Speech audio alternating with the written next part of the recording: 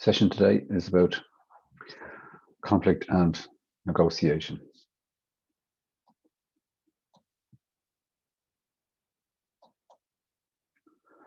So we first look at the definitions. Conflict is regarded as a natural occurrence today in social situations. It wasn't always so. It was regarded as a negative thing. Traditionally, it was seen as negative and quite counterproductive. But it refers to situations where the interests of parties are not aligned and can lead to open hostilities. Quite often, it's thought that we experience conflict when we are thwarted in something that we want to achieve. So that's what conflict generally is seen to be. The subject of negotiation. Quite often we think about negotiation as something which takes place only in businesses. But in actual fact, it's really commonplace, and we do it all day, and we do it every day. And we do it when we don't even realize we're negotiating. And it's a process of growing the value that you have, whether that be wealth or whatever, but it's maximizing your own value, not your personal value, but the actual value of perhaps your abilities or your acquisitions, or maybe even your property. And it's usually done in a situation where people are interdependent. In other words, you tend to negotiate with people on whom you depend and who depend upon you. And one of the things that negotiations can do, it can help resolve conflict. But on the other hand, negotiations can frequently lead to conflict.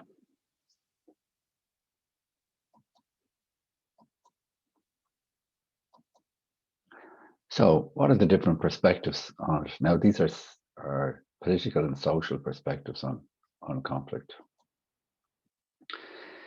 So in the academic books, we see that there's a unitarist view hanging around, which suggests that the whole organization is a natural unit of consideration and that within it, objectives are typically aligned, the kind of family view of the firm. And although that was in the imagination of original industrial barons and capitalist organizations, it doesn't really take hold, and it doesn't stack up in the way people actually think about conflict in organizations. And the other thing is that although it's not a respectable view in the literature, it actually can be deeply ingrained in some managerial thinking, in the sense that some managers perceive conflict in organizations as a uniquely bad thing, and that the people who initiate conflict are seen as deviants and they must be punished. So that you'll find that view inside in a lot of management thinking. Much more common is a pluralist view on conflict, which holds that there's a bunch of shareholders and stakeholders in any organization, and that they all have their own objectives and aspirations and agenda to follow. That's probably the most common. Less common today, but still alive in academia, is a Marxist and a radical view. Economic philosophy suggesting that conflict is an inevitable function of how capitalism functions, and that capitalism ultimately creates conflict and destroys itself. A more modern view, very linked to Marxism, is a labor process theory, which tries to look at the way capitalism uses labor, uses it as a commodity to produce other commodities to the benefit of the capital owners. And this labor process theory is probably emanates from the work of Harry Bretterman in 1974 and further brought on by Thompson and McHugh, basically saying that work organizations are very distinct from other organizations. In other words, they're unique in the sense that work organizations are the tools by which a person's labor is turned into a commodity, and a person's labor is actually used as a commodity. And that doesn't happen in other organizations. And that organizations are structures of control. So they're actually controlling things, and that they actually have managers in them who work as the agents of the capital owners. So an MBA is to produce managers who essentially will work as the agents of capital. Organizational structures and processes involve political issues. So everything that happens in an organization, job design, control systems, structures, that's a political issue. It's a way of organizing power and maintaining power between different groups. Organizations don't embody a universal rationality, but rather that rationality is contested. So that there are relationships in organization which are in misalignment or disalignment with each other. And so what's put out in the public zone as a rationality about organizations covers up the idea that it's quite contested. And labor process theory also suggests that any change that takes place in an organization is usually reflecting the balance between control and resistance. So control expressed by management and resistance expressed by the workforce towards that change. So that's labor process theory, that conflict is as natural as you can have it, and that it takes place in organizations, and it's because of the unique nature of organizations which are there to make profits. So Thompson in 1989 has 5 core elements in it. Labor is a very unique commodity because it's human and it brings itself, its whole self to the business. It's not just a tool of the construction of something.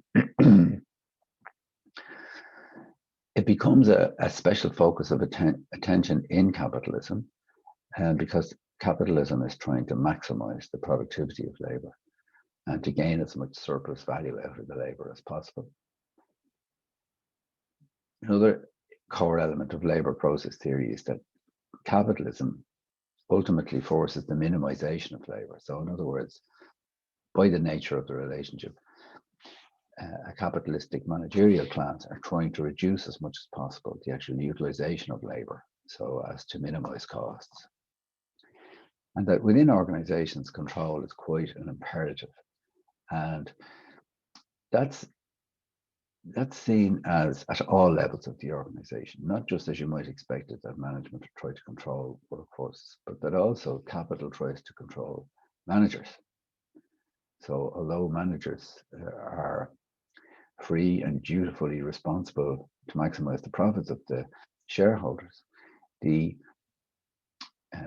exercise of control by capital over what managers do is seen as important in this theory. And that conflict within organizations is quite institutionalized. Labor process theory sees this as being quite endemic in organizations, that as workers produce more and increase more, managers as the agents of capital try and extract as much of that value as they can. In other words, lower the cost of labor as much as can. So in relation to that, the intensification of work can be seen as one of the issues. And if you think that's an old-fashioned idea, perhaps I wonder, have we ever been as stressed in work? Have people ever been as overworked as they are today? So, and this is a subject that came up in class recently. So the issue is this a natural outcome of what's going on in our organizations, in capitalistic organizations? Now, the corollary of all that is that many organizations today are not just capitalistic, and many of them are public sector, and many of them are charitable organizations and not-for-profits and non-governmental organizations and quangos and all of whom don't have the same motive as the extraction of maximum profit from somebody's labor. And yet those organizations still have a considerable amount of conflict in them. So one of the problems that the labor process theory has is to assign all of this conflict in organizations to the idea of capitalism. Well, if it's occurring in other organizations, then maybe that's not the full explanation. Okay, so that's part of where conflict comes from.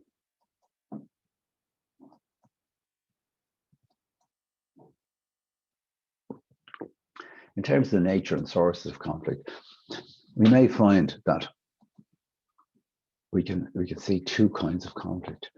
In many organizations, the ultimate goals, especially capitalistic ones, the ultimate goal of the organization, the ultimate goal of the management of the organization may be to maximize the productivity of the workforce. And that might be described as latent conflict. In other words, the interests of the parties are not aligned in a sense, whereas workers in that respect might be trying to work sustainably or even work less and not do more work. A 4-day week, for example, might be a legitimate objective of many people. And so many capitalistic organizations would see that as horrifying, despite the fact that research shows that if workers are sustainably engaged, that they can be extremely productive. And today we should be really thinking about workforces as being working smarter rather than harder. Open and explicit conflict is where perhaps management introduce a goal-orientated behavior, such as making people work faster, and they try and achieve much more production as a result of that, and it negatively affects the behavior of other stakeholders, such as workers, who their goal behavior is something else. They want to survive, they want a healthy life, they want a productive work-life balance, and so you see there could be open and explicit conflict between parties in that situation.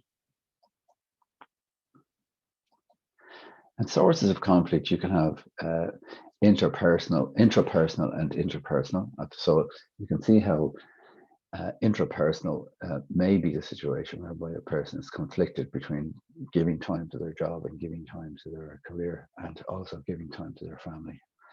That's kind of a conflict within an individual.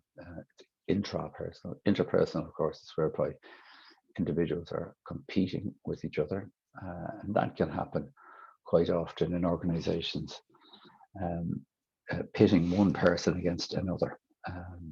So workers are often competitively arrayed in organizations, and so therefore there's an interpersonal conflict.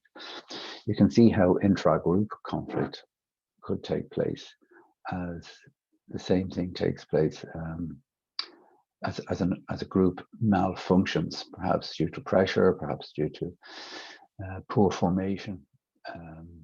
So conflict may arise as a result of that, and intergroup is one group to another.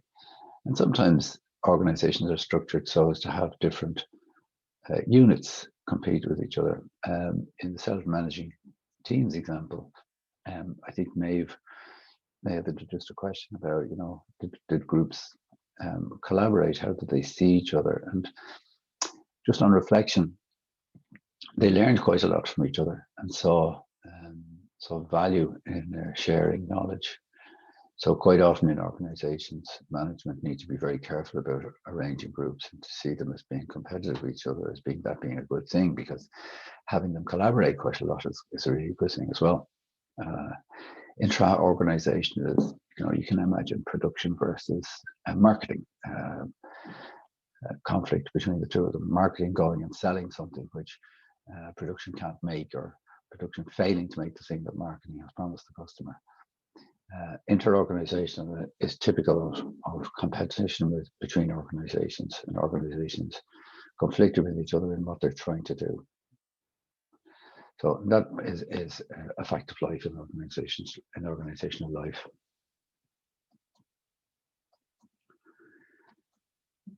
So the thing we saw there was intrapersonal within the person, interpersonal between people, intra-group within a group, intergroup between groups, intra-organizational within an organization, and inter-organizational between organizations.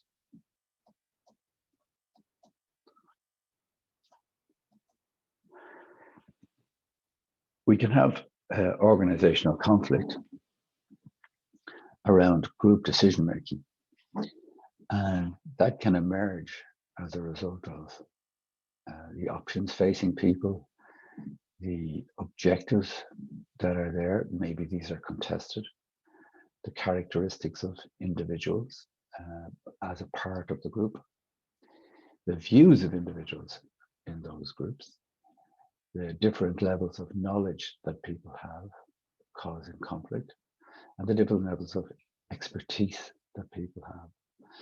So in a group, you can have quite significant amount of conflict. And even though everybody is supposedly pulling in the same direction, it may result in conflict because of one or more of these factors.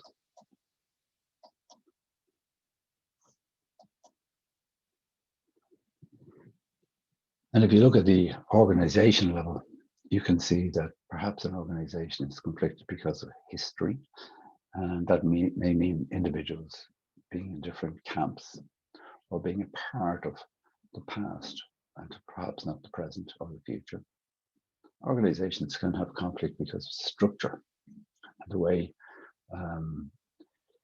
levels in the organizations are structured, over-structured organization, or a misaligned structure, a structure which actually doesn't enhance progress towards the mission of the organization. Status can cause people can be jealous or negative towards status in the organization, or people can overuse status. There can be conflict due to different information levels between people. Some people withholding information, just like resource restriction, people controlling resources and causing conflict as a result of that. The ownership of the organization can cause conflict, and the non-ownership can cause conflict, just as technology can, when the introduction of technology threatens jobs. Control can be a source of conflict, and lack of control can be a source of conflict, as can the exercise of power in organizations by people. And finally, hierarchy, too much hierarchy can actually cause conflict. Abuse of hierarchy can cause conflict.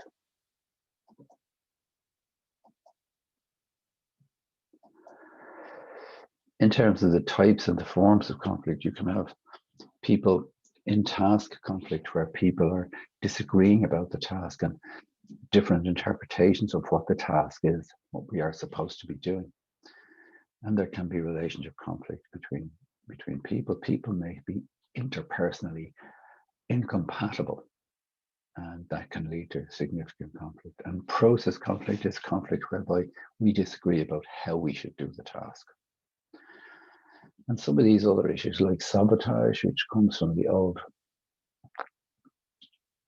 idea of the peasants throwing their sabots, their wooden shoes into the machinery, or just by definition of the peasants being sabot wearing, sabotage became associated with peasants breaking machinery, which was threatening their livelihood.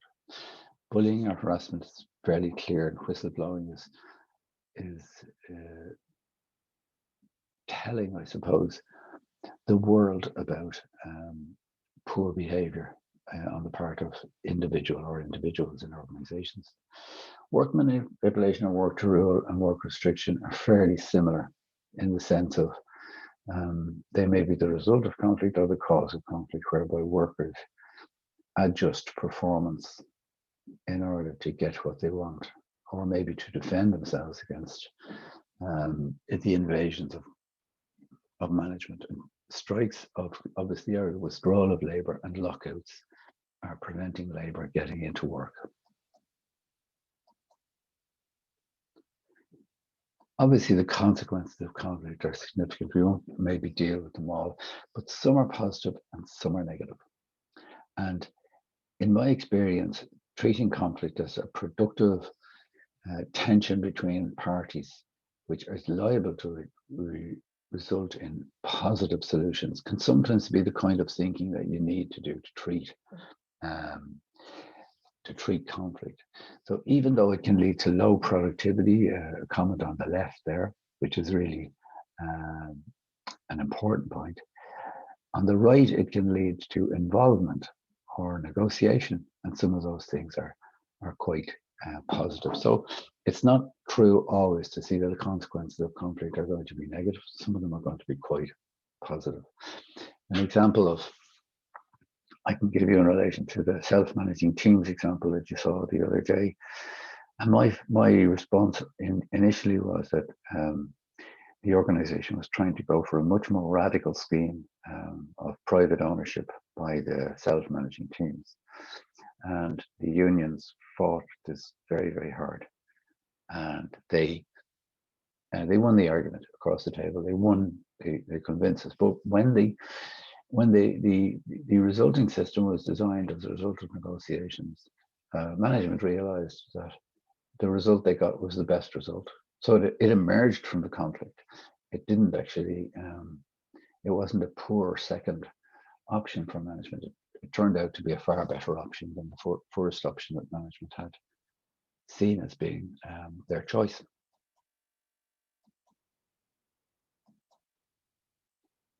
So the strategies for handling conflict. So obviously conflict prevention is something that you might try and have a process that reduces the risk of conflict. That could be training. Yeah, just training frontline managers to be better at their jobs can actually reduce the risk of open conflict in organizations. Just fairly straightforward.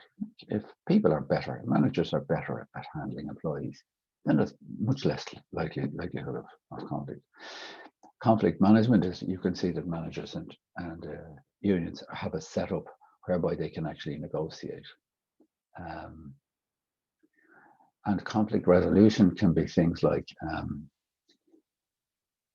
you can reduce the source of the consequence of the difference, the source, and you can do this by having mechanisms in place. So, for example, you could have standard procedural agreements about things, how they're handled, and that reduces because workers know they have a recourse to things. And by agreeing to mechanisms for resolving things, they're always really useful ways of conflict resolution.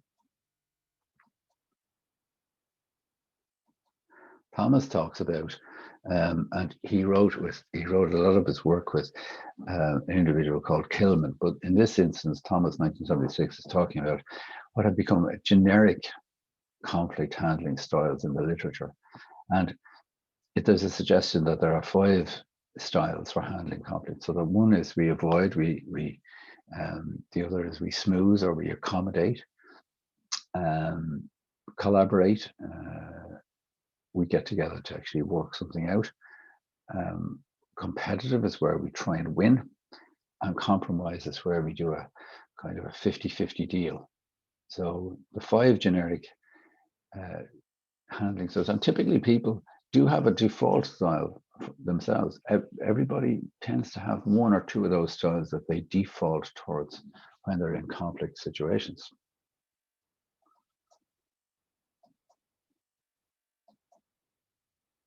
In terms of negotiation tactics, one form of negotiation is distributive, which sees negotiation as a zero-sum game. In other words, everything I win, you must lose. And what we're discussing is always seen as a pie, a finite pie, whereby negotiation is about who gets the biggest share, the biggest slice. And every time I increase my slice, I lose something from it. So that's called distributive. In other words, we are distributing what's in front of us, distributive types of negotiation. Quite a popular type of negotiation. And some of the terms in negotiations are important to pick up. as we said, distributive is that the available value is fixed and it's regarded as a fixed pie approach. Negotiation goal drift is where sometimes managers get distracted in the middle of negotiation and the objectives change, sometimes in a punitive way, which is quite often a negative thing, negotiation goal drift. BATNA is extremely important in any negotiations when you go into negotiation to have a best alternative to a negotiated agreement. So in other words, you have an option. You have an option if the negotiation doesn't work out. And that's called your BATNA, best alternative to a negotiated agreement. Makes you more powerful. Your reservation point or your resistance point is the minimum you're prepared to accept. That's your lowest value. So you've seen it often in auctions. An auction, a person who's trying to sell something at auction, like a painting perhaps, or a house, will put a reserve on it. So when the price reaches that amount, it means that the seller is prepared to sell. And if it doesn't reach that amount, the seller is not prepared to sell and the item is withdrawn from the auction. Your target points or your aspirations is what you hope. Your anchor is a very important thing. And your anchor is the point at which it's like it can often be your opening offer, your opening bid or your opening offer. And it's really important in negotiations to choose that carefully, because if it's too outrageous, the other party will walk away or will be so frozen towards you that it makes a deal impossible. So choosing that is really important, because once you choose it wisely, it becomes like what it means. It becomes something that draws everything towards it. It holds everything towards it. So if you make that wisely, you can actually make quite a lot of money at negotiation. And concessions are improvements in the offer. Do that slowly. One of the recommendations of negotiation is to do that quite slowly. It's to start low, build slow, and don't blow. So start low, obviously, is to anchor well. Build slow is to make your concessions really slowly and always get something in return for them. And then eventually is when you win, don't blow. In other words, don't gloat over the other person, because you will have to negotiate with them again, usually. Tactics in distribution is probing and getting and giving and creating emotion. Good cop, bad cop, as they say. Masking your emotions with your poker face. Obviously, managing the minutes is really important after meetings. You can actually win the meeting but lose the minutes. It's really important that you manage minutes of meetings. And understanding, not agreement. It's really important to distinguish between understanding versus agreement. Great negotiators are really good at creating understanding, and they see the difference between understanding and agreement. Getting upstairs is going over the head of the negotiator opposite you. Getting to the decision maker. And forcing means twisting somebody's arm, perhaps using power tactics to get what you want.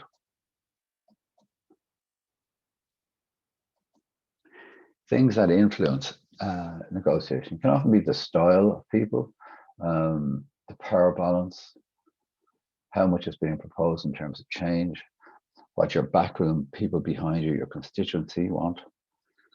There's a dynamic during the process of the relationship between people. There's the training and experience. Good negotiators who are well trained tend to do better. Environment in which you're doing it, and the context, if that is conducive to an agreement.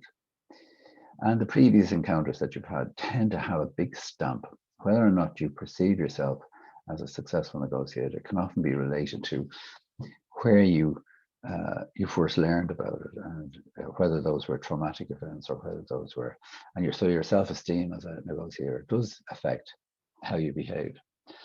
And of course, your willingness to accept change. So those are factors which influence your negotiation tactics. Perhaps a better form of negotiation is regarded as integrative approaches to negotiation, which are not distributive. So this is the other side of the coin. And the typical parable or example which is told to try and explain this idea is a story told once of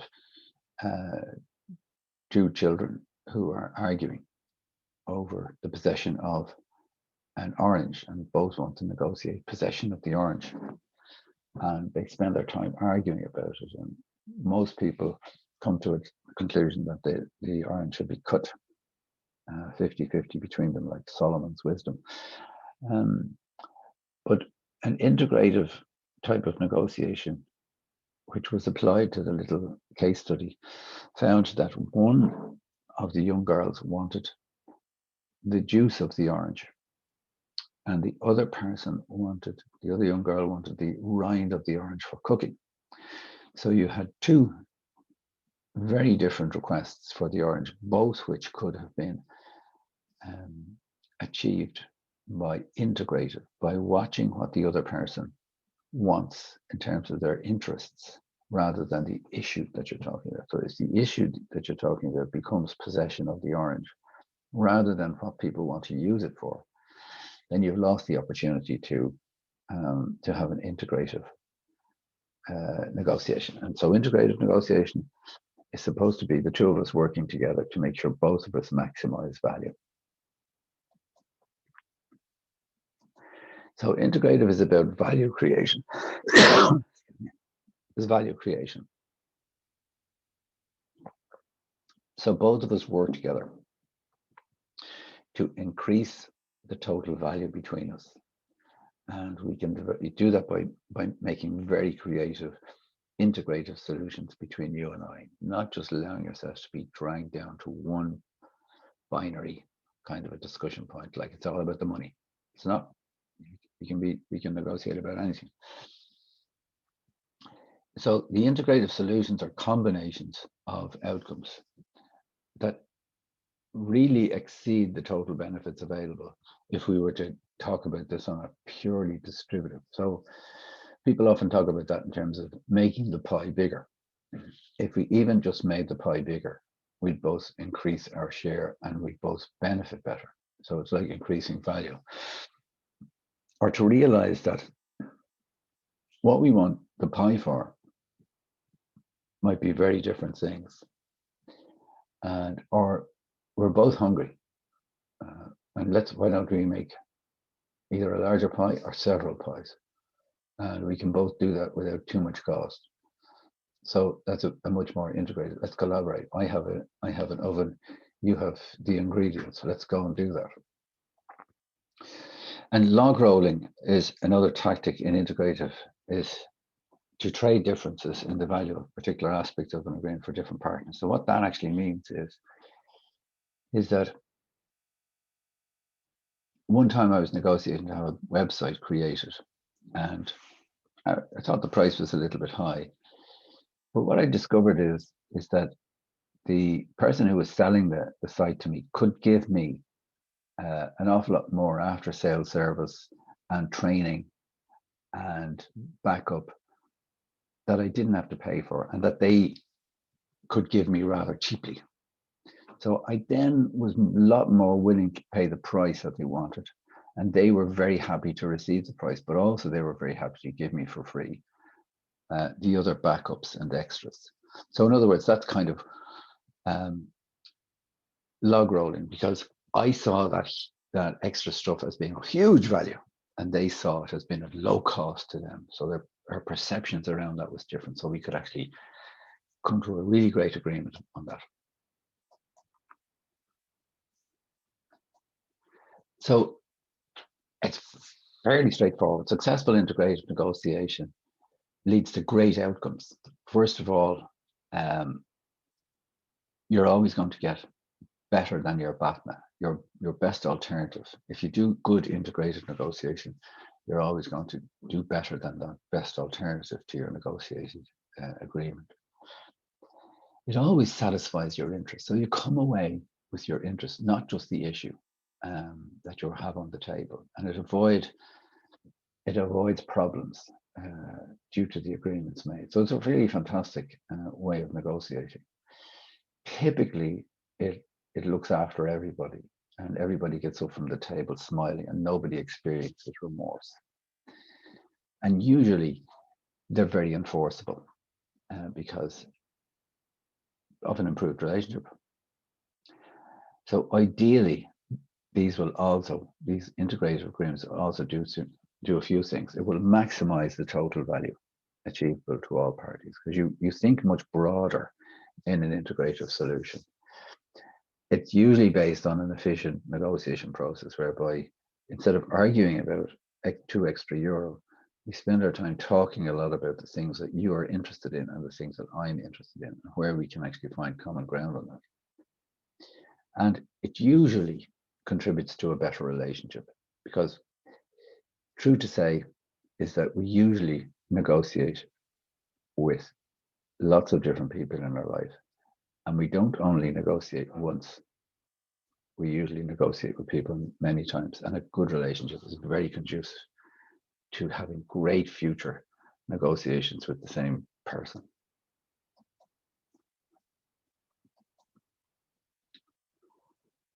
So a couple of strategies and tactics are really important. Is you actively share information about your interests. You build huge trust with the other person, because that really helps you to make an integrative and collaborative solution. You ask great questions to find out what their interests are. And you try and separate the issues in the discussion only. So for example, you make sure you talk about issues, but if you're going to talk about them separately, always realize later these are all going to be bundled together. You separate the discussion and the exploration from the decision making about the issues. So it's important to be able to discuss issues without making decisions about them. So never think that talking about an issue gives away your position. Just keep talking, explore the situation. The other thing about is to make sure that you don't negotiate separately and to make decisions about packages separately. You bring all the packages together and you include everything together at the end. And that's when you're making your decision. So if you decide these things separately, what you're doing is you're actually splitting up agreement, making it almost difficult at the end of the day. So nothing is agreed until everything is agreed. Another good thing is to make different offers simultaneously. And this communicates an awful lot about what you value. So I always coach people who are negotiating for a job is to say, well, this is the salary I want, and this is what I want in terms of education, and this is what I want in terms of training and development, and this is what I want in terms of a salary review. But if you can't give me that, here's another mixture of perhaps a lower salary with a higher education package and maybe insurance or something like that. So, so different offers to show the employer and person on the other side about what I'm prepared to take and what is of value to me. And obviously, you trade off. You do the log rolling.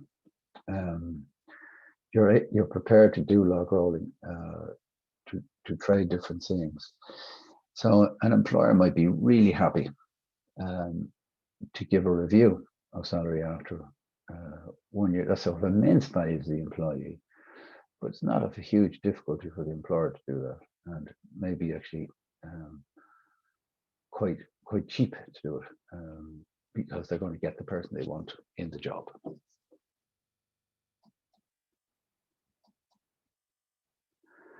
So this shows you that the payoff for the two parties, and that if all they do is split the cake, they'll end up somewhere along the line across from the extreme points, and they'll end up being in the area of wasted value. They will have created some wasted value by just splitting that. Whereas if they move towards the blue area, by actually integrating and value creating, they will create a whole area of value, and they will be able to maximize what's available to both parties. Completely different type of negotiation. Integrative negotiation is also called principled negotiations, and this was developed by Fisher and Urey in Harvard, 1986. And the key points around this was to separating people from the problem. That's a really important concept for managers to remember as well. You separate people from the problem. You're okay, the problem is not. but these need to be separate. Second is the focus on interest, not positions. Instead of focusing on €5,000 for the car, why don't we focus on what both parties want? What's their purpose in the negotiation? What are they trying to achieve? And is there some way that we can actually match up to the interests of both parties, whereby both parties get their interest and we maximize value? How you do that is to invent options for mutual gain. If I listen to you very carefully, I'll find that what you actually want is you're maybe looking for coaching, or maybe looking for something else. You really need this, etc. And that's something I can supply. Whereas if we keep arguing about it's 2,000 for the car or whatever, that's a really impossible situation for a person for a partnership to move ahead with. And obviously insist on objective criteria. So don't be blinded by somebody who declares that something is worth something. Make sure you get objective criteria in relation to value of things, so that people can't get away with saying something is worth something when quite obviously it's not.